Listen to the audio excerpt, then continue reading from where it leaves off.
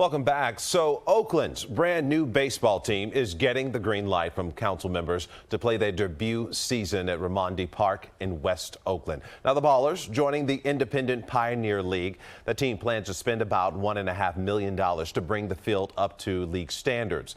And joining us this morning to talk about all of that, the future in Oakland, and getting a closer look at some of those upgrades is Ballers co-founder Bryan Carmel. Bryan, I want to thank you for joining us this morning. How you doing?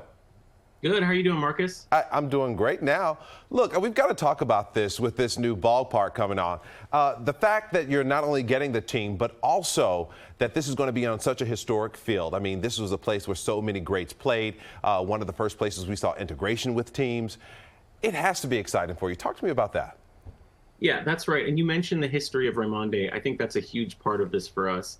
The Oakland Tribune called Raimondi Park quietly the park in America that produces more baseball stars than any in the country. Frank Robinson, Vada Pinson, Curt Flood, Ernie Raimondi, who the park's named after. So for us, as we want to start a new chapter for baseball in Oakland in order to, take a step forward, but also pay tribute to Oakland's baseball history is really an incredible honor. And right now we're looking at some of the renderings that we have of what the new ballpark will look like. Can you talk to us about what fans can expect from this? Because this is not going to be just a place where the team will play. This is going to be a big experience for the fans as well. It is. We've done this kind of quickly in the world of how to start a baseball team and build a ballpark. It's been a pretty compressed timeline. Right. So our vision has always been, it's a 96-game season, so that's 48 home games. And, we wanted it to be basically 48 block parties around a baseball game. And I think that's what the vibe is going to be. And also our design principle has just been to embrace the space.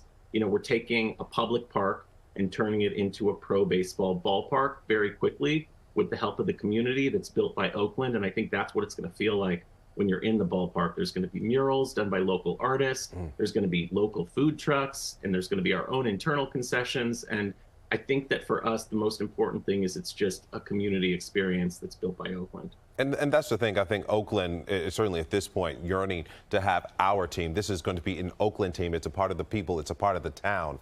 And the thing about that is history was made. We talked about that. History made there at the ballpark. You all are going to make even more history. Can you talk about what fans can expect from the team? I know you all signed the first woman player too.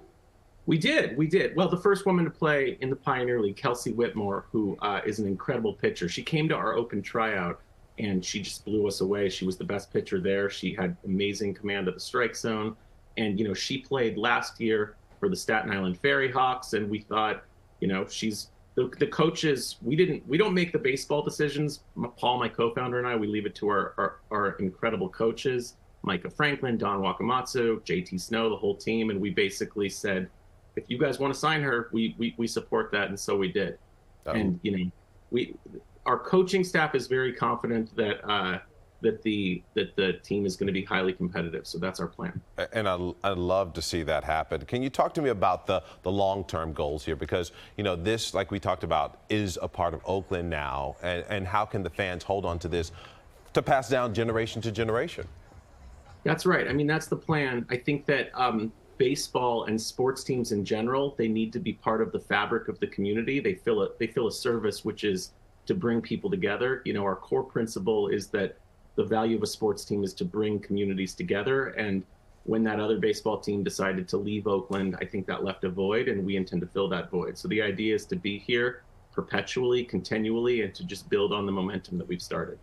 And quickly before we go, do we have a date when we can expect the ballpark to be complete? Well, our first game is June 4th, and so maybe like June 3rd at midnight. Look,